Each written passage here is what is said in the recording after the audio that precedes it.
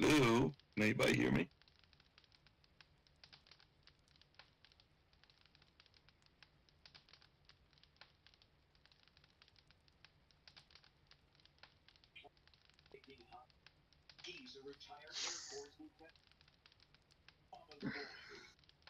All right, good. Thunder, can you turn off the TV or mute your mic? Thanks.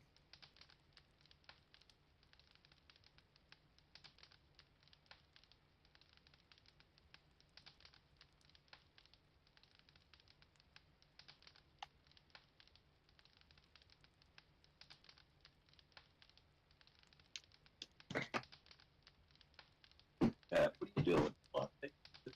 Out. Okay. Out. See you later.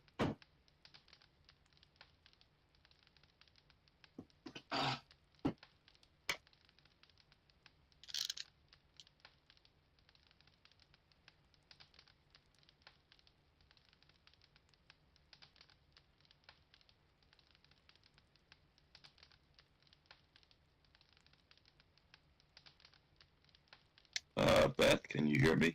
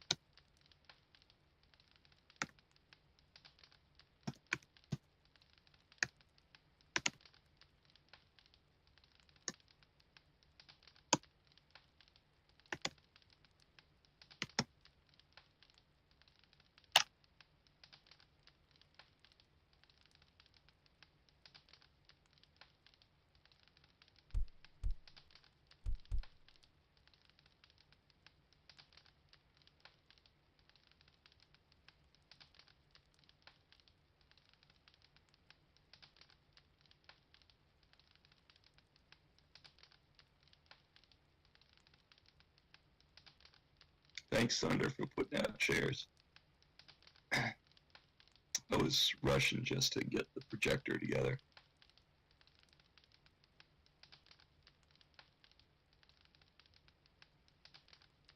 I know Serena is hoping to talk about classroom stories. She's got stories to share this time.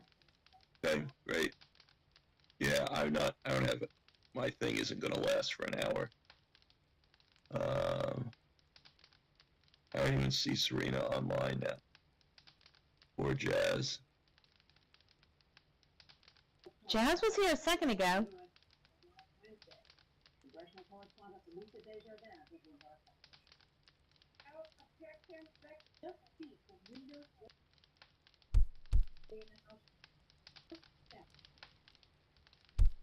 Democrats attempted to pass a resolution calling for Vice President Pence to activate the 25th Amendment to the Constitution. President Donald J. Trump is capable. That amendment removes the president from office on receiving written declaration that he is unable to discharge the powers and duties of his office from the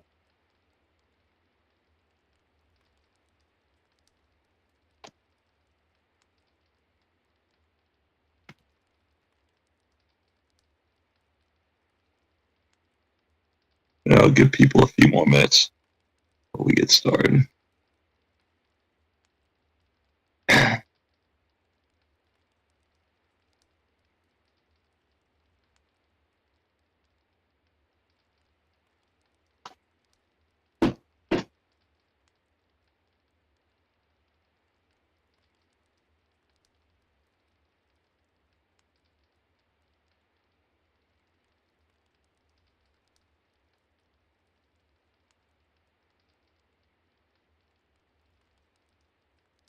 Okay, I see Jazz coming. I think.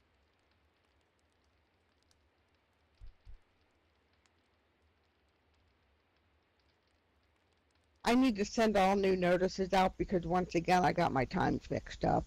Oh, It's probably going to take me a year to get used to this. yeah. Well, we did it to try and get more people here. So there was other groups meeting at 8 o'clock.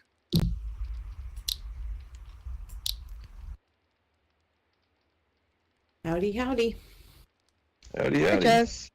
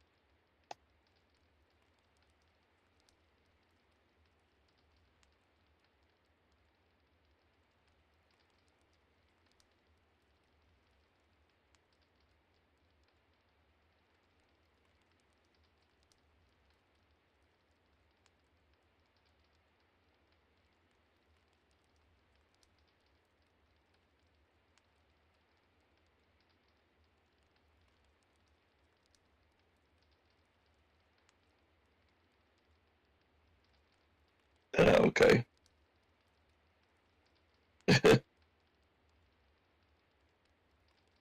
So how many of us are in ISTE, SIG, Virtual Pioneers, Virtual Worlds, VISTE, and Virtual Worlds Best Practice in Education? Yeah, you just got spam bombed. Sorry. I think we're all in those groups. You know, it's like, I Yeah, guess just there's trying some to people trying to cast our net wide. that I appreciate it. Yeah, there are a lot of people who are in only one of those groups. Really? Okay.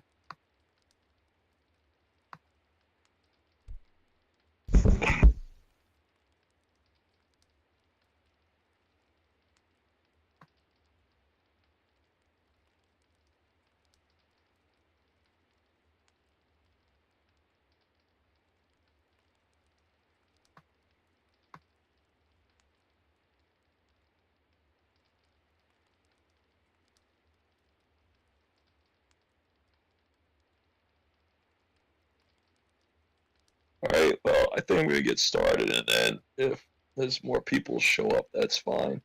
And we'll enjoy Serena comes. She can put her 2 cents in. So thank you all for coming. And as I said last fall, the idea was to have a group discussion once a month about virtual instruction, virtual teaching, strategies, problems you're running into, ideas you had. And this is going to be a very eclectic meeting. As I sent out the email to some of you, I put a whole bunch of stuff in that I've been wanting to talk about. And basically, this is my opportunity to stand on a soapbox and say whatever I want. So that's what I'm doing. But anyway, some of you may wonder why there's a poster up, Dinosaurs of Virginia. Some of you know that I gave a lecture on this topic. This was a couple of years ago. I'd heard about it at a Department of Mines, Minerals, and Energy presentation. I thought it was so cool that I would repeat it on Second Life, and it went over very well. I did it for Science Circle, and I did it for VISTE. And this past holiday, I didn't get a chance to visit relatives up in New York like I normally do. So I just sat around Rocky Mount, Virginia. I'm about 20 miles south of Roanoke, and played around on the internet and tried to come up with new activities. How could I improve my instructional strategy? I gotta admit, I've done a lot of Zooming over the last couple of months, and we use an LMS Canvas, and we do multiple choice testing. a lot of traditional things, but I was thinking, what sort of cool online activities could we do? And a friend of mine, Rob Weems, worked for the U.S. Geological Survey, and he was the one that started all this research into dinosaurs in Virginia. And mainly he studies footprints. That's all we have here in Virginia. But I thought I'd go a little bit deeper into this topic. Again, the objective was to come up with better online resources and activities for my students. And the timing is perfect because just this week, Thursday, I've got students that don't have to take the Virginia SOL test. Whoa, good to them. They already passed the bio one, so they don't have to take my earth science one. So Thursday, I've got some really good crackerjack kids all afternoon.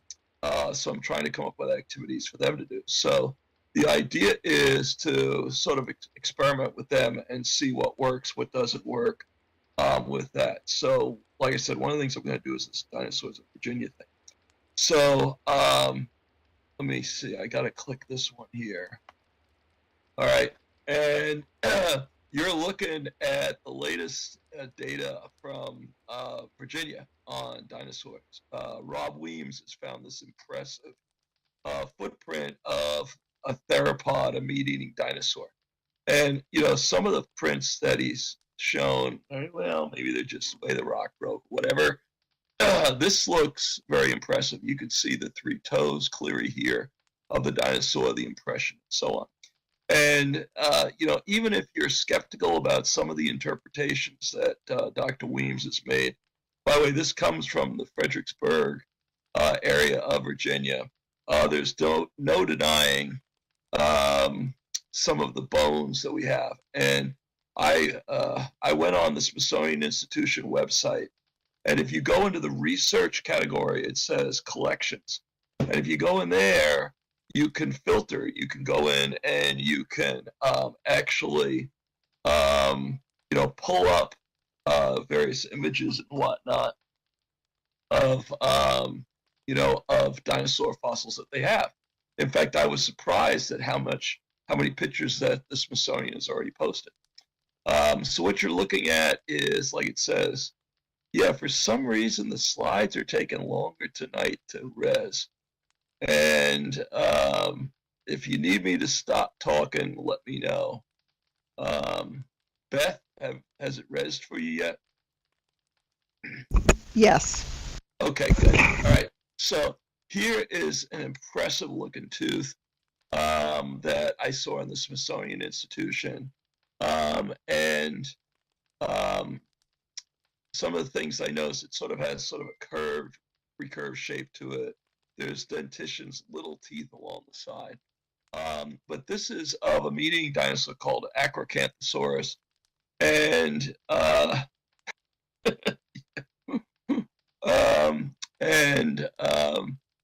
this dinosaur was almost the size and shape of a T-Rex. It got pretty good up there.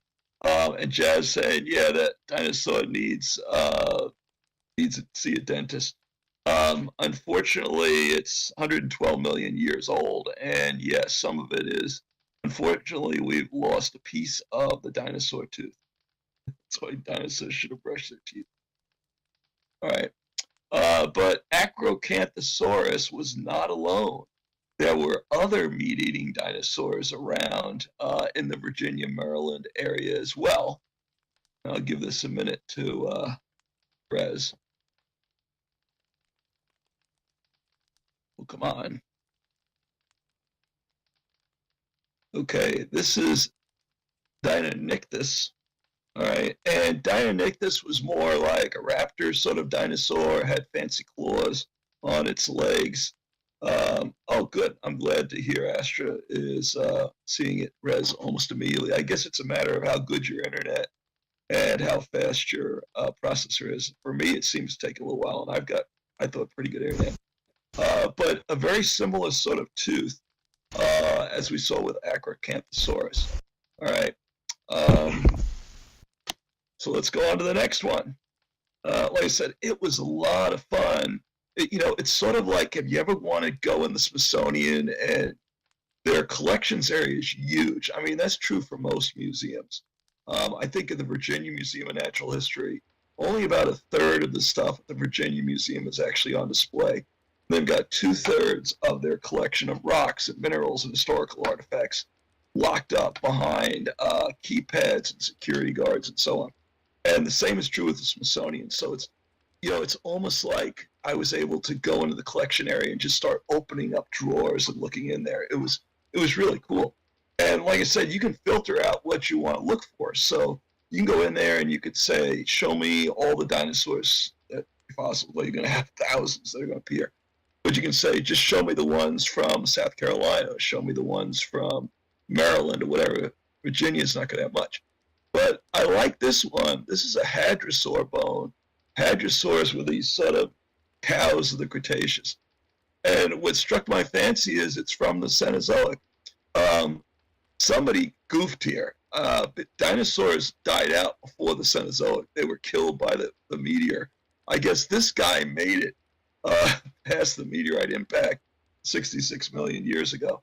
And I was actually talking to a worker at the Smithsonian. We were debating, why is this dinosaur bone in such young rocks?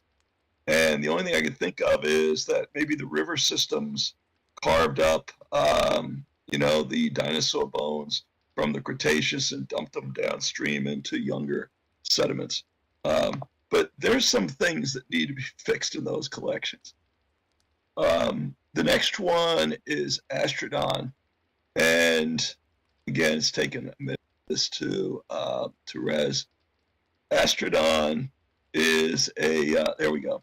Astrodon was a sauropod dinosaur. It had a long neck. It had, four-legged. Think of a brontosaurus or think of Brachiosaurus from Jurassic Park. I'm sure everybody's seen that. The only thing is, Astrodon was somewhat smaller. Yeah, that's right. Actually, the word Astrodon comes from an early tooth from this dinosaur was found. And what they did was they gave it to a dentist who used a rock saw and cut it open. And it had a star-shaped geometry. So don means tooth and astro means star. So that's where the term star tooth dinosaur comes from. But there are hundreds of these bones. I was just shocked at the sheer number of dinosaur bones and teeth from Maryland that have been found. Long Australia. And there's a question about, in my mind, how many dinosaurs do these represent? Astrodon had, at least as I was recall, over 400 teeth and bones that are in the Smithsonian. Is that just a couple individuals? These certainly were big dinosaurs, or the multiple individuals. It's sort of hard to tell because you don't get the whole skeleton. This is not like Wyoming or Colorado. Instead, you get isolated finds here. And the next one is an ankylosaur, or an armored dinosaur. And by the way, if you're having trouble visualizing what these things look like, fear not. I've got a reconstruction in a minute that's coming up.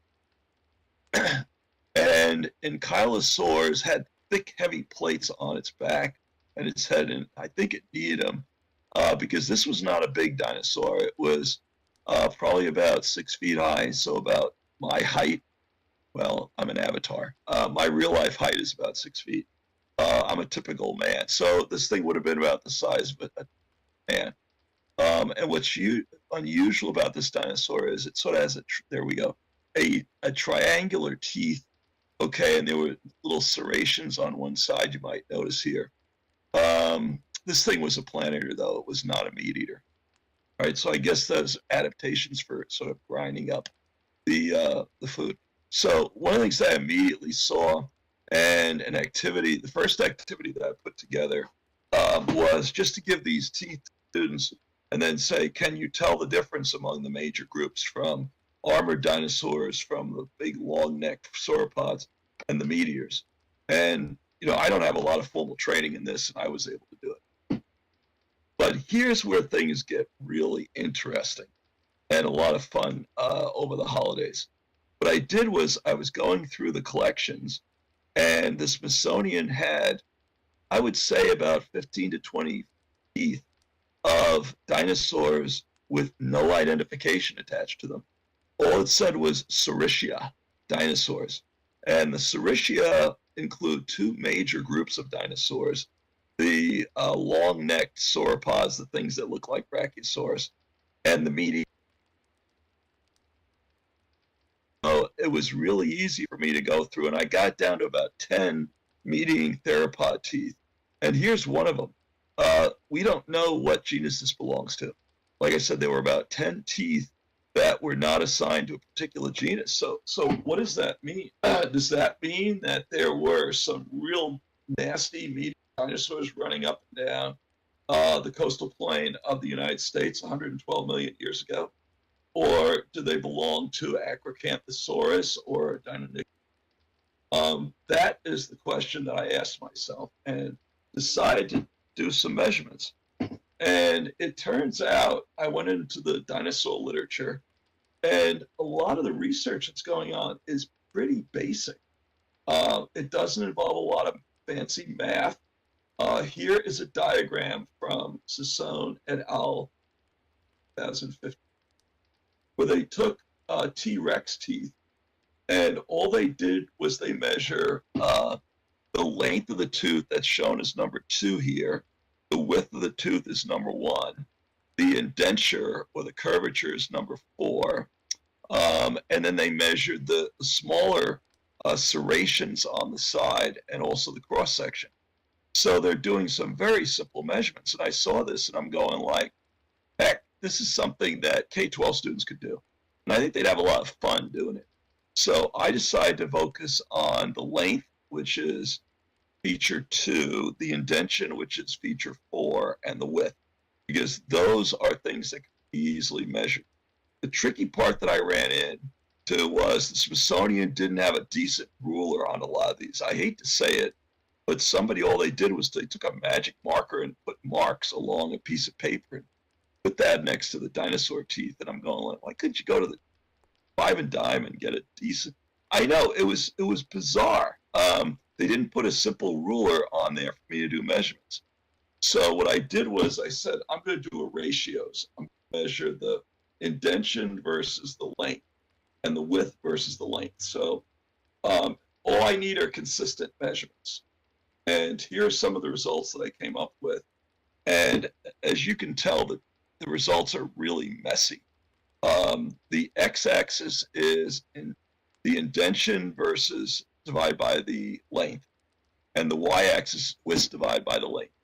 So the x-axis is basically a measure of curvature of the tooth. So the further to the right of the axis you are, the more sickle-shaped curve the tooth is. The further you are to the left, the straighter the tooth is the way to figure it out. And the first thing that I noticed here was that most of the teeth are pretty straight. You got some that are really tightly curved. I did not see a really strong separation between Deinonychus and Acrocanthosaurus. I expected more of a separation, just didn't see it. The Acros tended to be more sickle-shaped teeth. The Deinonychus tend to be more a little on the straighter side. I did look at some averages of these measurements, and sure enough, Acros were a little higher than the Deinonychus. And then I plotted up the unknowns, and again, they're all over the place.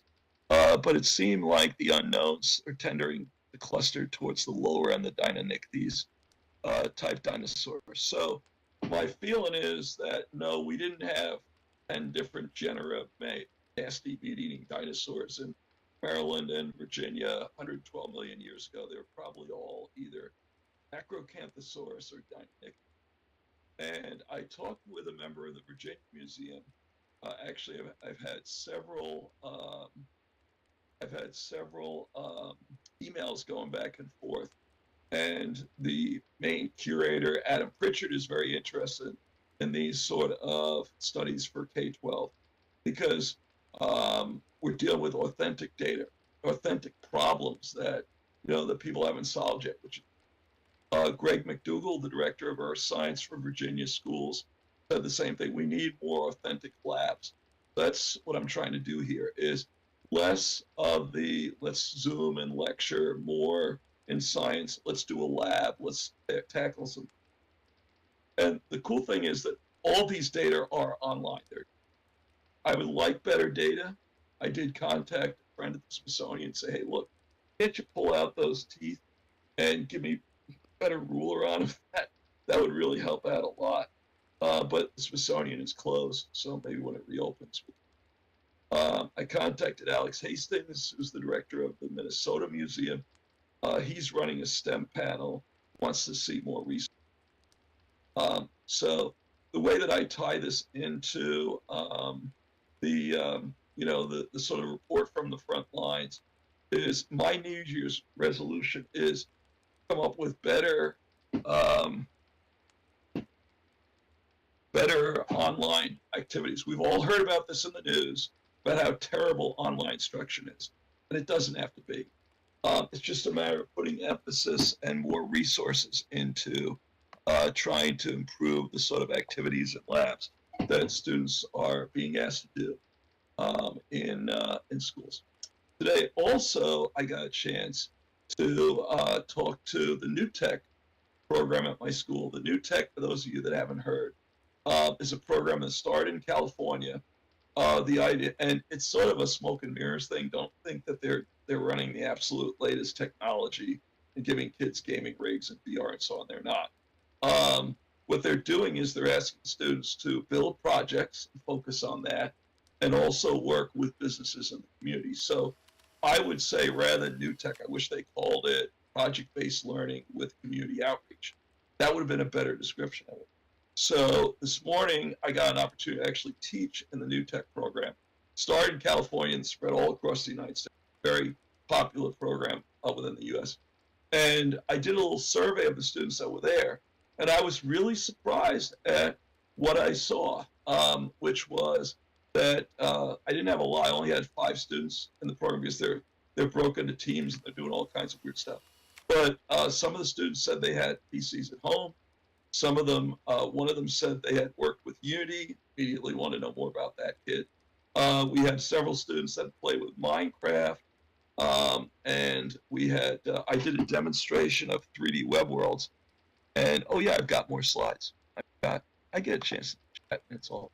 So after I've gone through and I've done all the research, the next thing I did was how can I illustrate this for the students? And you know me, I'm all about virtual worlds. And last spring, I switched mostly from Unity into 3D web worlds. And what you're seeing now is my latest reconstruction of Virginia in that platform. Love 3D web worlds because it runs on a Chromebook, runs on a website. And if you can zoom in on this slide on the left, you see an Acrocanthosaurus, the meat-eating dinosaur that looks like a T-Rex or an Allosaurus. This guy lived, wrong time period, he lived 112 million years, which was after Allosaurus and before T-Rex. On the right-hand side of the slide, you see a sauropod, the long-necked Astrodon. I showed you the teeth. And then next to him is an iguanodon. Really didn't have any good bones to put in the slide of that. That was sort of the cow of the Cretaceous. And then to the right of him is an armored ankylosaur. And what I really like about this is here's a way that you can actually go into 3D web worlds. I can put the website here in local. That way I'm not even monitoring the local chat.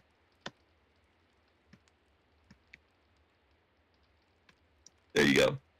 If you want to actually tour my simulation, just go there. You click on that. You don't have to register an account. There's no download. There's no account. All you do is click guest login and type in a name. You don't have to use your real name. All right. I use Day Miami. And then once you're in, once you're in the program, it'll say, what region do you want to go to? And you just type this in, early Cretaceous dinosaurs, I believe. just type that into, it'll say search regions or something. See a little box there, type that in. And there's only one region that's early Cretaceous dinosaurs. Just click on that. It will take you right in. And now you're not going to see a fancy avatar like you get on Second Life. Sorry. You're going to get one of these purple Zenzi. But like I said, you'll be able to move around with the arrow keys, and the dinosaurs are animated. There are actually little boxes next to each one. And if you click on the boxes, it'll tell you a little bit more about these dinosaurs. So what I plan on doing is using 3D Web Worlds as sort of a 3D PowerPoint where students can go in and maybe just debate things like, do you think Acrocanthosaurus would have gone after an astronaut? Was it big enough to take down a prey like that? What about the trees that are in here? It turns out I didn't do the trees. I put a pine tree in there. That's okay. But a lot of these other trees are deciduous trees. They drop their leaves. They weren't around 100. So it's a discussion tool that students and teachers can use to try and improve the simulation. All right. And let's see. Next slide. Oh, yes. All right. Here's the one that I know Kim and Jazz and Beth have waited for. I did have students working in Minecraft this week. And here's one of my favorite Minecraft screen captures that I got over a week ago. Yeah, Jazz go, yeah. All right. I do encourage my students to use and basically what I asked them to do over the last couple of weeks is design a moon colony in Minecraft. They could do it. We did one in 3D Web Worlds, or we did one. I said just draw a picture of it if you really want to go old school like that. But this was done by Chris Brown. He's a senior at my school, and he really got into it. Designed the colony. He sent me pictures of he's got corridors and he's got residence, storage rooms. Like I said, I could share out for those of you that want to see it. I know why you do. I could share some of his things. But I thought he did a really good job. And that's one of the things I'd like to see more of. This morning I started off my day talking to the new tech folks, and I said, yeah, I will. I started off saying, I like the idea of project-based learning. I mean, when I was a teenager or a young child, my father used to take my brother and me in the basement, and we just built stuff. On Saturdays, we built birdhouses, we built go-karts, I remember, and we took them outside. It was so much fun that we had doing this, and it was cheap. We used scrap wood and so on. But I said, in the 21st century, you guys should think about digital project-based learning. Whether it's Minecraft, 3D Web Worlds, or I even got a Mac and new tech, and I loaded Blender on it. I said, some of you might want to consider going into Blender or 3ds Max, because those are real power tools. Unfortunately, they don't run on these Chromebooks, and that is a concern I've shared with other educators, that we've gone cheap with today's students. And those Chromebooks are good if you want to do a Meet or a Zoom, or you want to do a multiple choice test in Canvas, great. But if the focus is on student creativity, aside from 3D Web Worlds, there's not a whole lot that you can do with them. And Esther says Blender is better than 3ds Max because there are tons of tutorials on YouTube. That's true. I mean, there is a lot of support for Blender. I would suspect that there's a lot of tutorials on 3ds Max as well. I gotta be honest, I started with 3ds Max because I was a teacher and I could download it for free. And then a lot of my friends said, nah, try Blender because it's open source and anybody can get to it.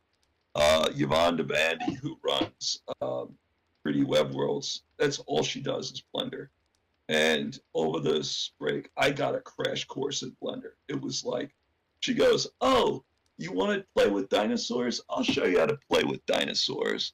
And she's going in. It turns out, if you really carefully look at the dinosaurs that I had on the last one, they're animated. And she said what they're doing now with these 3D models is they're not just mesh like we have on iOS. There are bones inside of these 3D models. And if you click on the bones and then you go into the animation tools in Blender, you can actually animate your animals just like they were living organisms and control the way the bones move.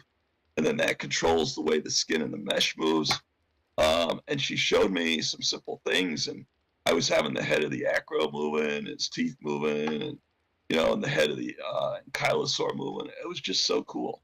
And I know educators tend to shy away from Blender and 3ds Max and so on. And I think that's a shame because yeah, it is complicated, but there's some simple, fast, really cool things you can do with these modeling programs. And I've just gone for a half an hour. Does anybody have any questions about my presentation or about about other things? Astra, I can tell, is a technician. Awesome. You're right. I am a huge fan of GIMP. I've used that. I get a lot of mileage out of MS Paint. I'll be honest. I started off with that, and then I went into GIMP. And you're right.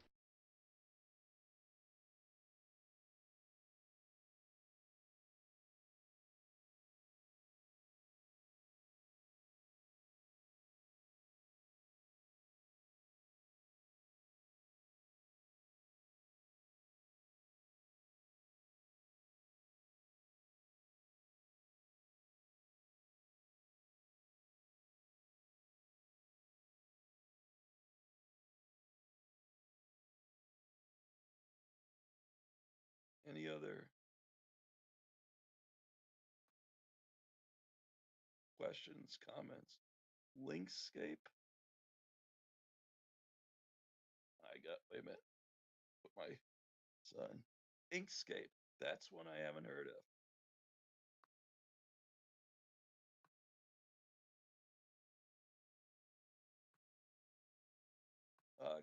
Go ahead, can you tell us a little bit about Inkscape?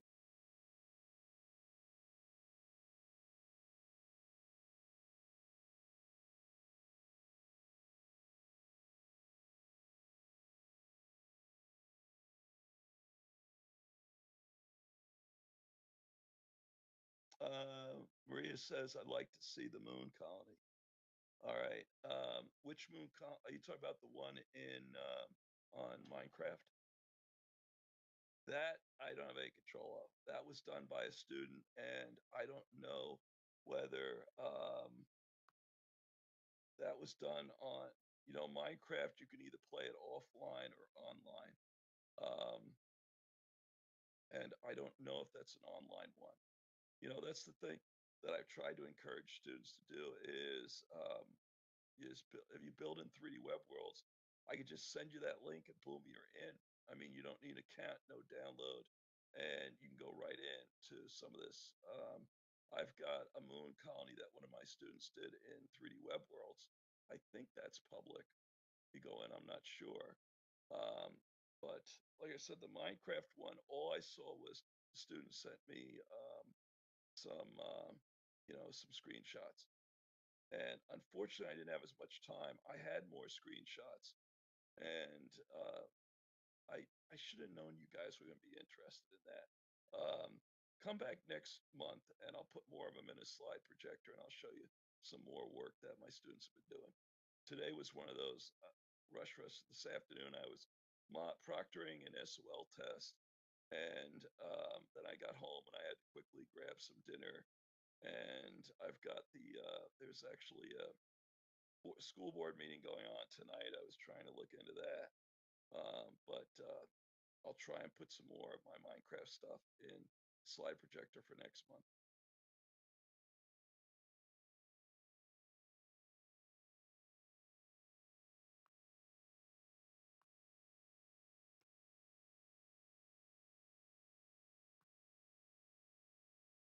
Astra, do you want to say more about Inkscape? Do you have a website on that?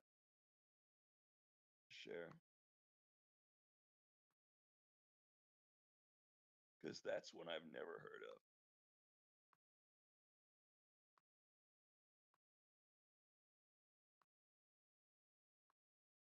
And feel free to turn your mic on.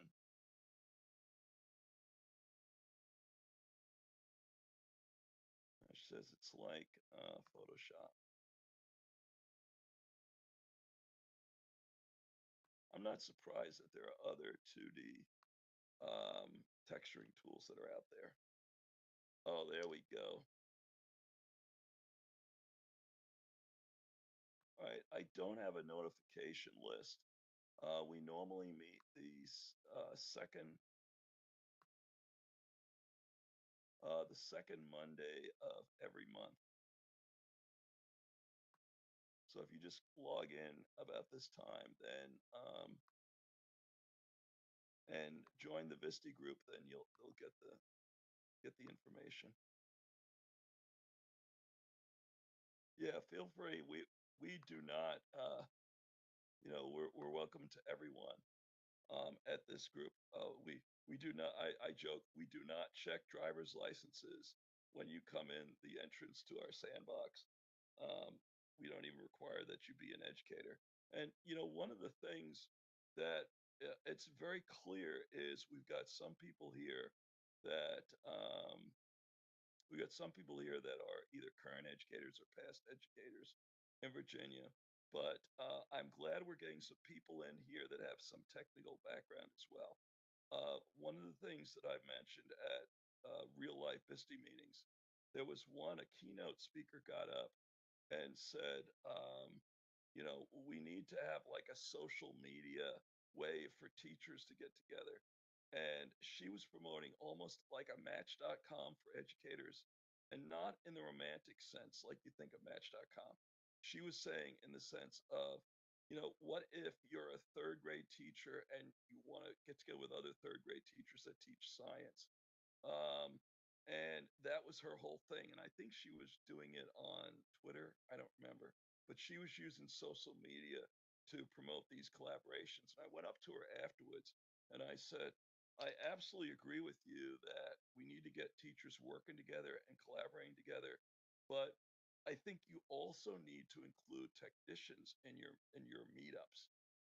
Right, Astra put in meetup.com.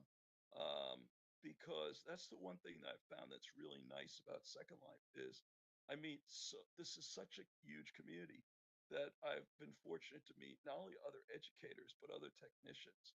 And I think of the other people that I've run into here, like Cindy Valero, and others that are on here that are doing really cool things with technology. And sort of Second Life has been a hub for all these other online communities. You got Kitely and OpenSim and so on, and it's a great way to network and then sort of branch out from there. So absolutely, I'd like you to come and share your information.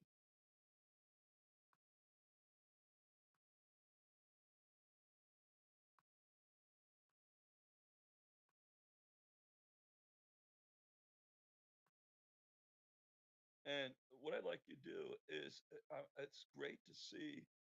I'm going to be honest. When I put this together, I thought we'd get, I expect to see Beth and Jazz and Thunder here. We've had a number of different meetings, and usually there's like 4 people that show up.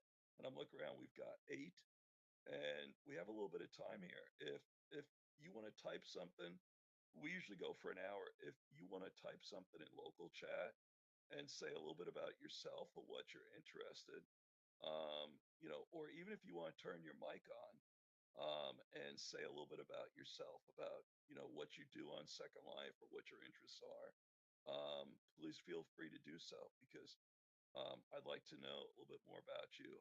I'm a earth science teacher in Virginia. I've been teaching for over 30 years, also taught 20 years at Durham College. I'm a research associate at the Virginia Museum of Natural History and the vice chair of the VEPLN. We have some more of you, if you wouldn't mind. And I know some people are very um, protective of their privacy. Like I said, you don't have to give out real life information here. We do protect your privacy, but if you'd just like to say something about what your interests are in Second Life, or what your interest in technology is, that would be, I think, interesting. I could say something. Great. I used to have a sailing school in Second Life, so that's where I got a lot of the experience of. I had to do signage and a tiny bit of scripting, almost not at all. But so I had to learn. I started off. Well, actually, even before that, about 10 years ago, when Mesh just started happening, I was going to start a clothing store. So I taught myself 3ds Max and Photoshop, and it took a huge amount of time, and I never was really able to go anywhere with all that.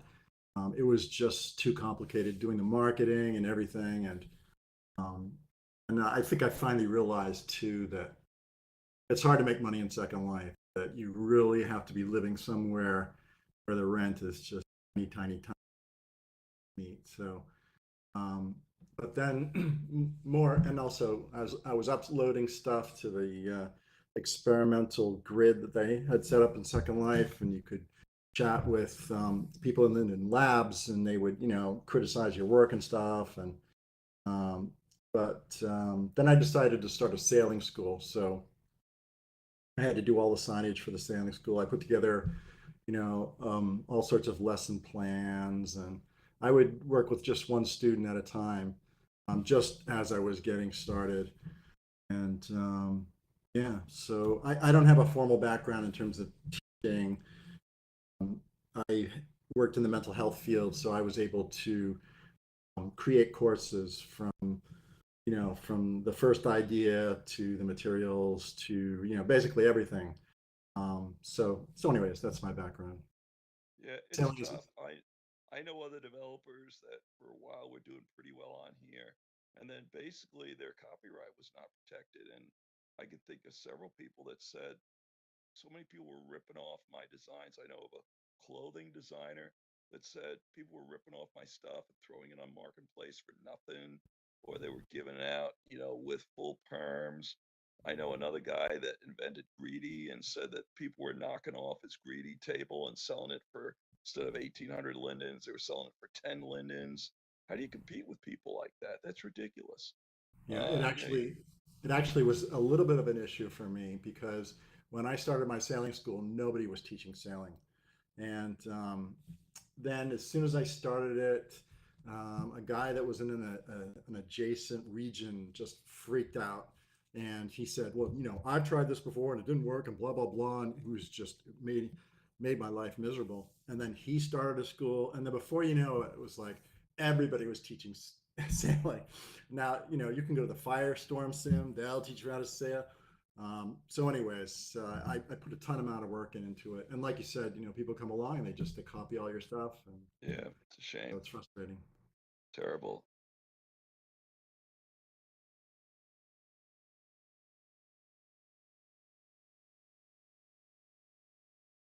That would be great. I closed the sailing school. It Oh, was, bummer. it wasn't making any money and it was requiring a huge amount of time. I had hoped to transfer over to real life. So there's a sailing club not too far from where I live, and there's a little lake where they sail. But the guy that runs it turned out to be a real jerk. I tried to volunteer there, and he just made himself unavailable, and he just made it impossible for me to go anywhere with that. So I kind of abandoned that project, and I just focused more on real life work. So if you want to learn how to sail, I'll teach you how to sail. It's fun for me. I enjoy teaching, and I studied fluid dynamics on the undergraduate level. So Oh, cool. I very much had all kinds of posters, all kinds of signs, and I would walk people around a bunch of different signs, like 20 different posters. And then I would explain to them, the physics of it and how the boat works and how that translates to Second Life and how they could sail in real life. And so anyways, it was a lot of fun. I enjoy teaching. But, in Second Life, it's, as I said, it's very, very difficult to make any money. So I just, you only have so many hours in a day. So. Astra, I have sailed in real life at a lake where I was growing up, and I've done a little bit in Second Life, so I'm with Thunder. I think that would be cool, a great social thing, if you'd be willing to do that one night. um, Yeah, I would guess too. yeah.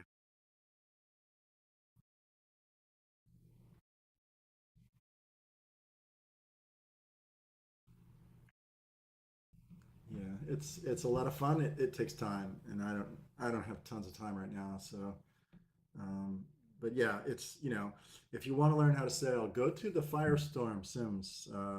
There's a woman there who teaches sailing every week, and she'll teach you how to sail with a really nice boat that you can use for free. And she seems pretty competent. I'm very, very impressed with the Firestorm Sim. I've been there a couple of times. I've asked them detailed questions about racing sailboats and stuff, and they were very, very helpful, very Thank, refreshing. thank you, Astra, for sharing that with us. Is there anybody else that would like to share their sail? Now you got me talking about sailing. Share your interests on Second Life. Like I said, feel free to turn your mic on and say what you want. We've got time. You know me, shopping, shopping, shopping. Jazz. Yeah. Well, I can. Can you hear me? Yep. You're coming through loud and clear. Okay, good. Well, I'm an university professor in Spain. I'm Spanish, and nevertheless, I'm teaching English, which is quite weird, but I'm doing my best. And I entered Second Life to be in contact with real native speakers of English from all kinds of backgrounds, even people speaking English as a second language, etc. Europeans, right? And I fell in love with Second Life because I discovered that I love building, I love having my Sims, and I decided to open an academy here. And well, I'm trying to find the students as well. I still haven't started looking seriously because I've been building and experimenting and learning. I have nice neighbors that taught me how to dress up, how to everything, how to change my body into a mesh body. It is quite complicated at first. I was a total noob, and well, I'm more or less ready right now, and I'm looking forward to having students here as well. And yes, it is very fun to learn everything, how to dress up, build correctly, and so forth, apply textures. It's been an adventure for me, and I'm really happy to have discovered this aspect of Second Life. And well, I am also trying to create escape rooms that are related to literature, in which I teach the four speaking,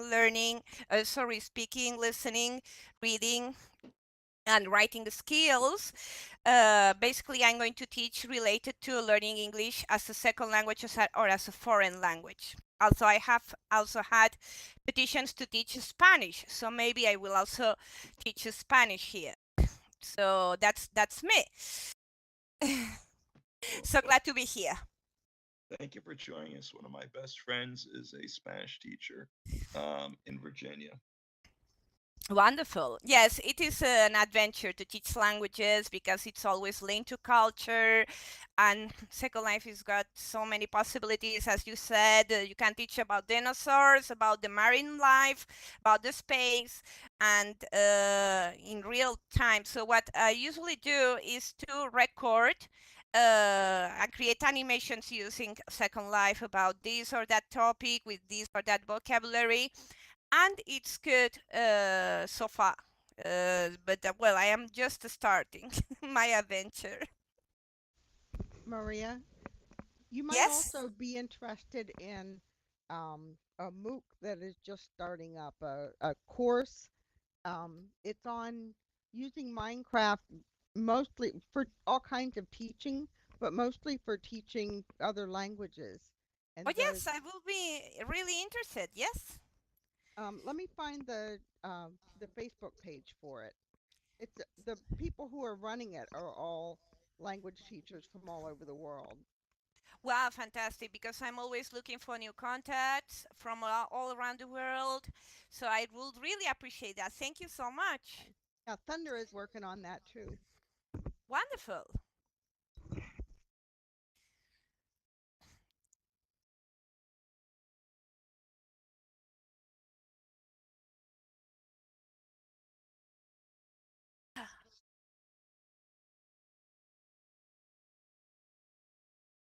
Oh, wonderful. Yes, familiar.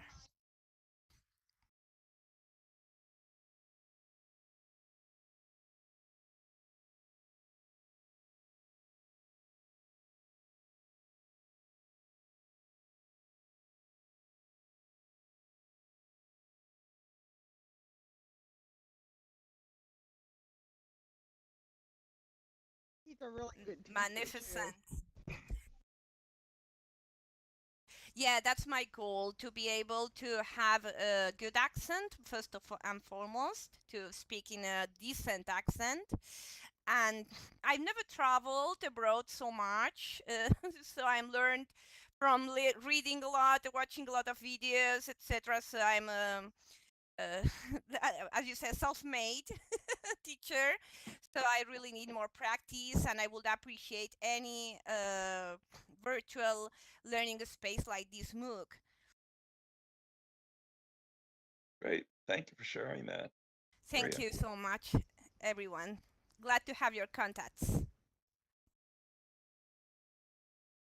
right. Did anybody else want to share anything?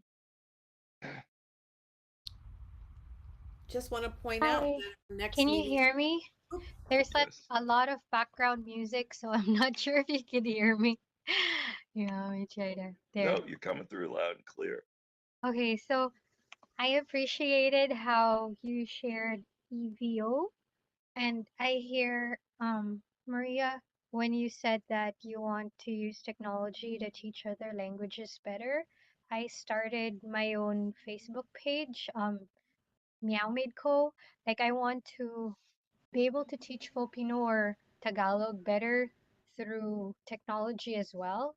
But I'm actually based in America right now. If the pandemic didn't happen or the shelter in place didn't happen, I was supposed to get my TEFL or Teaching English as a Foreign Language certification as well by um, helping kids out with their English in Poland last summer.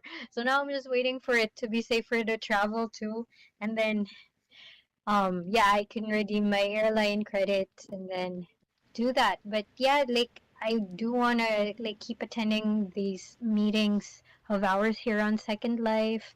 It's really helpful, and then meeting like-minded people.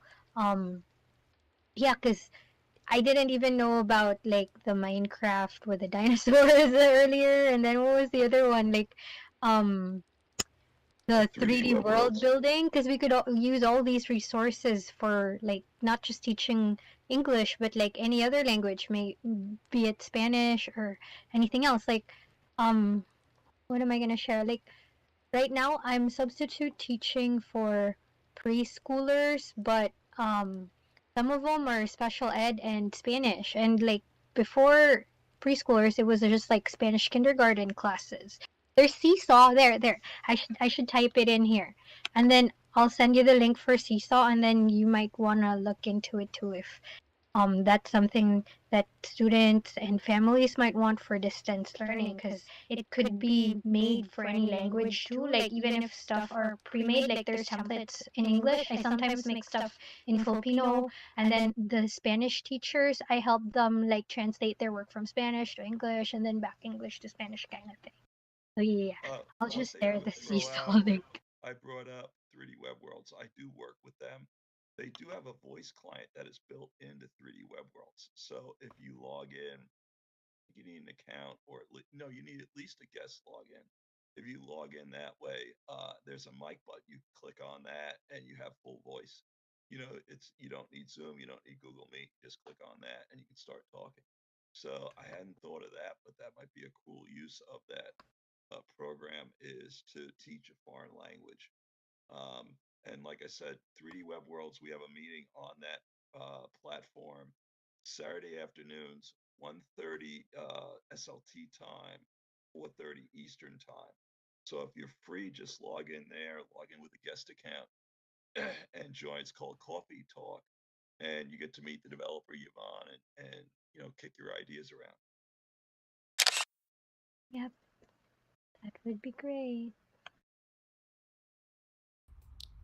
Right, and we're almost 8 o'clock. Usually we Yeah. try and wrap up. Can you I'm hear gonna me work okay? on my prehistoric outfit for Thursday night for Woohoo. the VWBPE social. Oh, that's right. The fundraiser for Virtual World's Best Practice in Education is starting then. Can you guys hear me okay? Loud and clear, Jazz. Just wanted to put a plug in for our next social on January 25th. We're going to explore some winter sims or areas, looking for places for skiing, skating, and just having fun being together as our group. So hopefully you guys can come back January 25th. All right. And when is the Virtual World's Best Practice in Education? Beth, when is that social? I got on my calendar. Oh, I I can tell think. you. Hang on. Yeah, I got to Okay. find the calendar. Let's see who can pull it up faster. Because I always like going to those things and It's supporting I people. believe, Thursday. yeah, January 14th, right? Yep. This 5 Thursday. 5 p.m. Second Lifetime. Yep.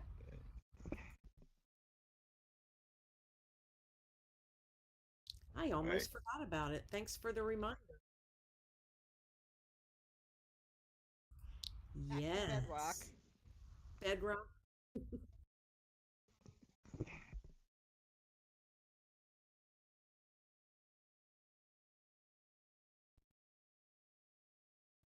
Ooh, I got a dinosaur avatar.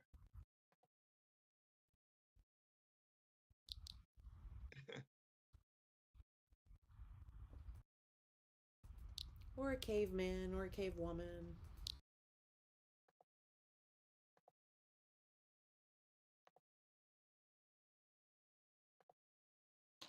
All right, does anybody else have anything to share for the group? Because like I said, there's a school board meeting I should be watching. It's too much stuff on the second Monday, but thank you all for coming. And feel free to please come back Mondays at 7 p.m. Eastern time.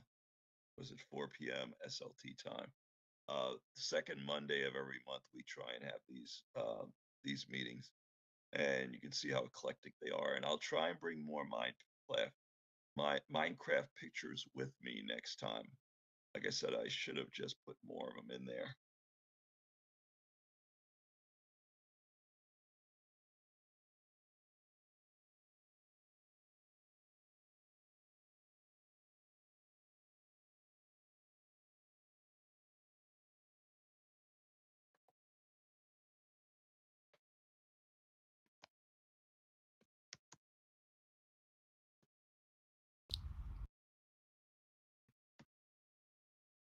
And we meet the first Monday of every month for Minecraft Monday. And just remind you, Saturdays, 1:30 p.m. on 3D Web Worlds. If you've got ideas for how to use that platform, maybe for foreign language, please join us. No downloads, no accounts. Just hit the guest log in and join us for Coffee Talk.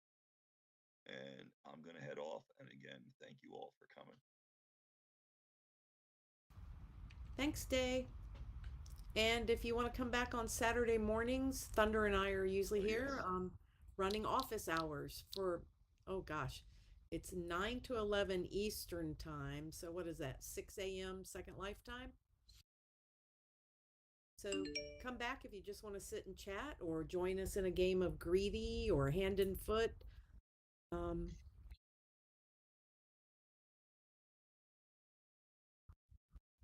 Right?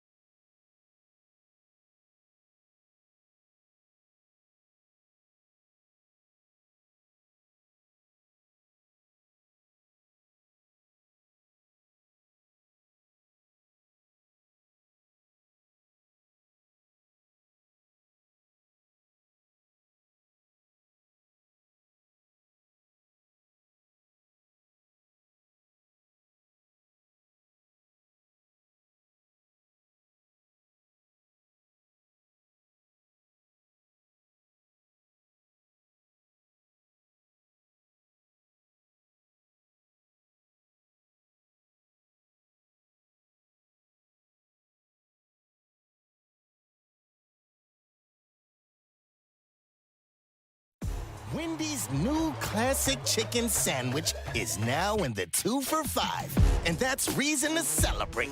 Try the new classic and then take your mouth on a victory lap with the iconic Dave's Single, the delicious spicy chicken sandwich, spicy or crispy 10-piece nuggets, or just get another classic chicken sandwich.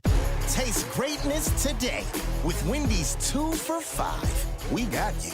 For a limited time, a la carte only. Price and participation may vary. U.S. Wendy's.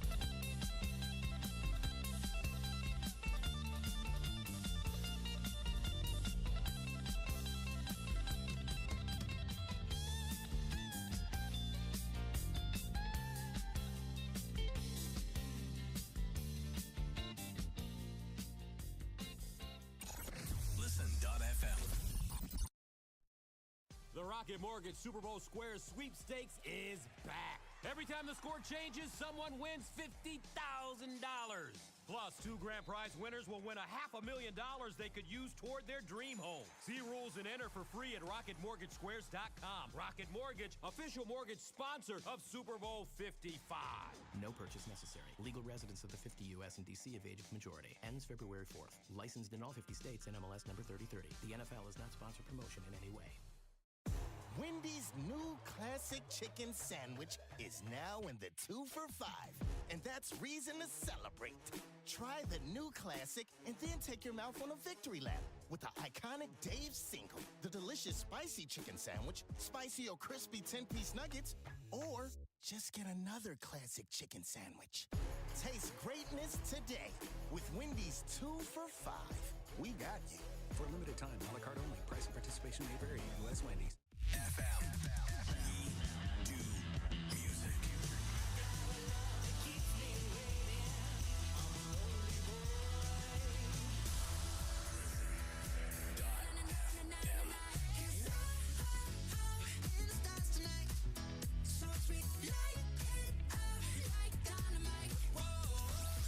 Listen.fm.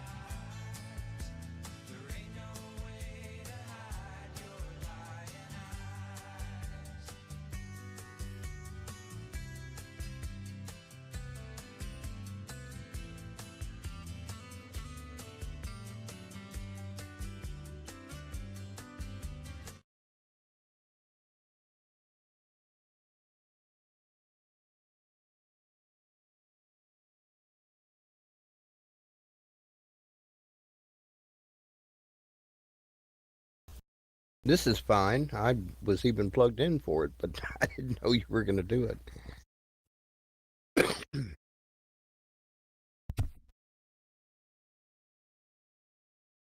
Okay.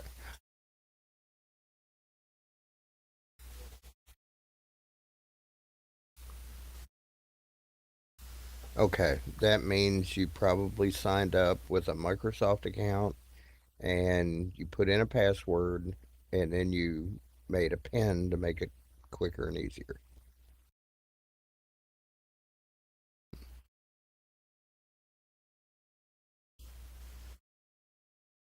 Okay. So, no. What you need to do at this point, because you have administrative privileges, click on Start and go to Settings.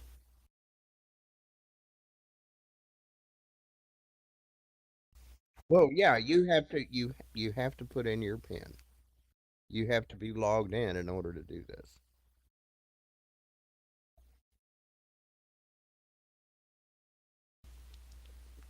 So now you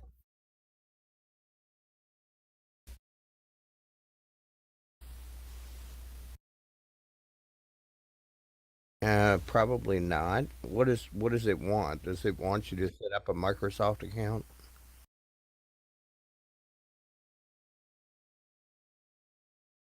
Yeah, is there a skip or do it later or yeah, do that. They're desperate to get as much information as they can from you. Because the more they get, the more they can sell and the more money they make. Okay.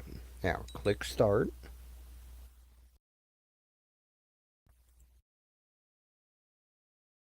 Go to settings.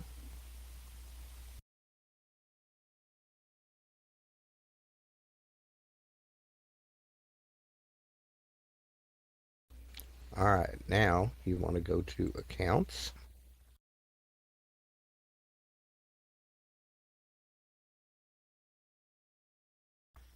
And click on family and other users.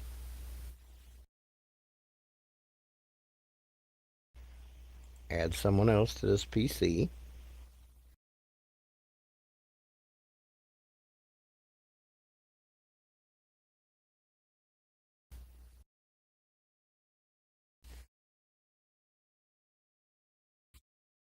Right, right. Now, down below the line for the email or phone number, there's a I don't have this person's sign in information.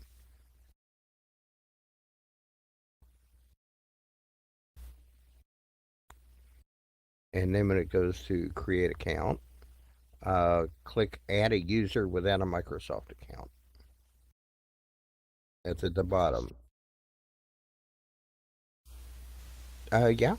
If it's installed on the computer, she will. Yeah, just make. Yeah, you can put anything there. Guest or temp or, you know, loaner, whatever you want.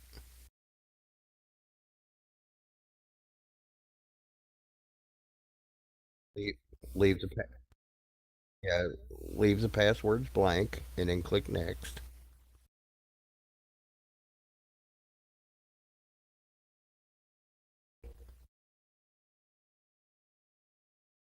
And now I have stopped here because I don't want to do this on my computer.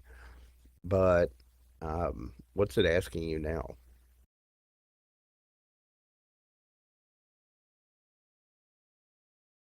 Oh, okay. Well, then the account is made. You should see your account, and then do you see another account below that?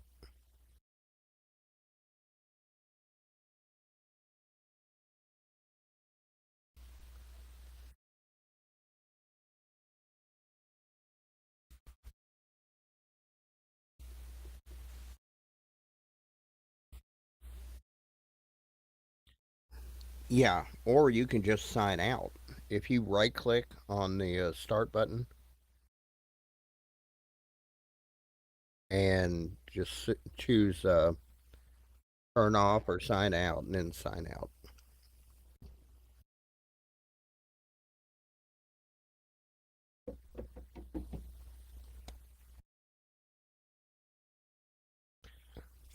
Now, yeah, so click that and then click sign in.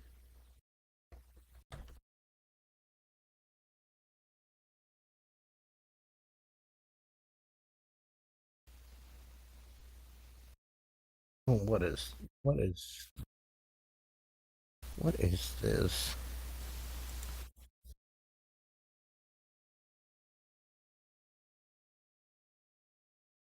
Masters Online.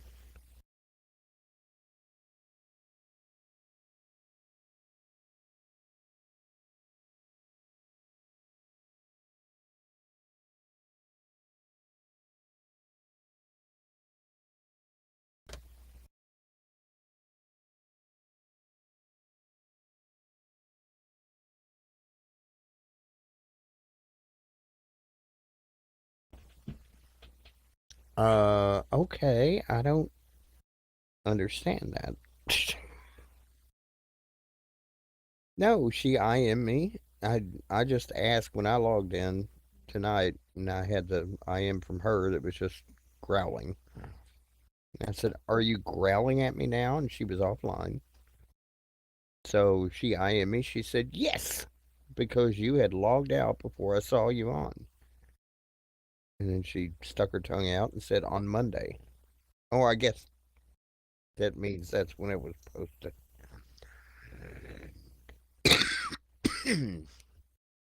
And then she posted a link, or I got a link to something that said unknown URL format or something.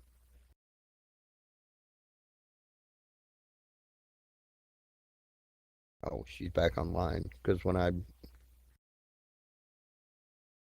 said that today was Monday, it said she wasn't on. Okay, anyway, so now let's explore what you can do and what you can't do.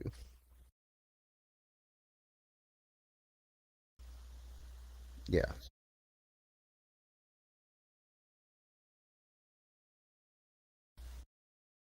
right. This is for her. Well, what I would do is turn all that crap off. There should be four on the left and three on the right.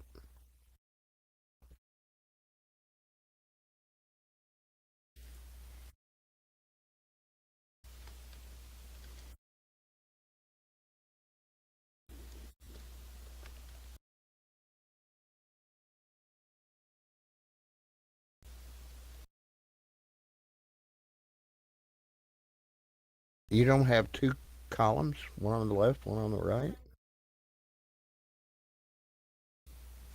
You had to scroll down. Oh well, you left the most egregious ones on. There's probably a way, but I've never done it.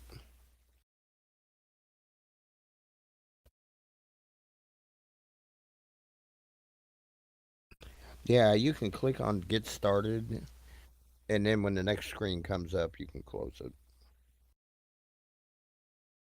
That's again Microsoft being pushy. That's why I don't use Edge. Because Edge and Chrome at this point are basically the same thing, but Chrome doesn't beat me over the head every 20 minutes trying to force me to use it.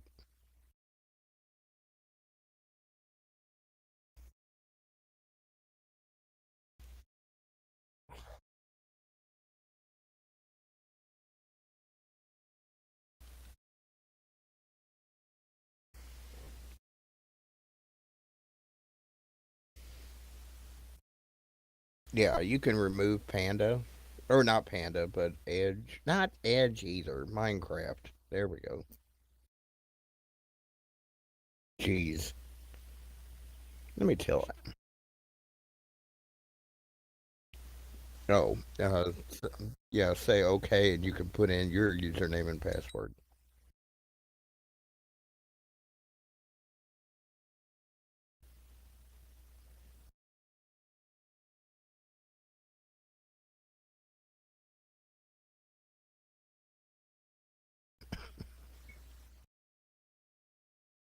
should just go to.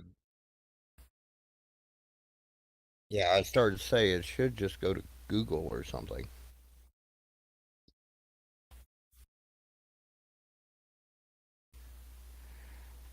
I would not do that.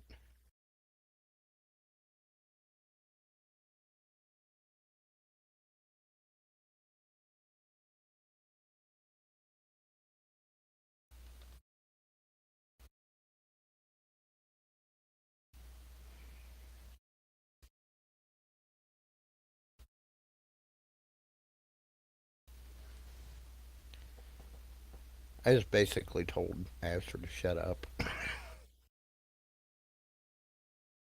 I mean, nothing mean. I just said I can talk to you in about a half an hour because she keeps babbling at me, and I told her I was helping you set something up, and she kept babbling. I'm like, I can talk to you in half an hour.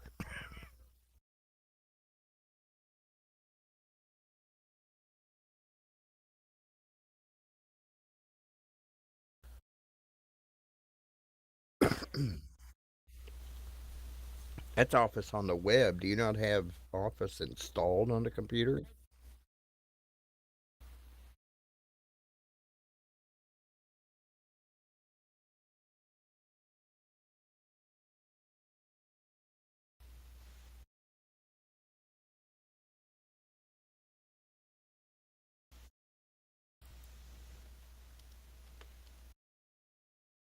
Mm, yeah.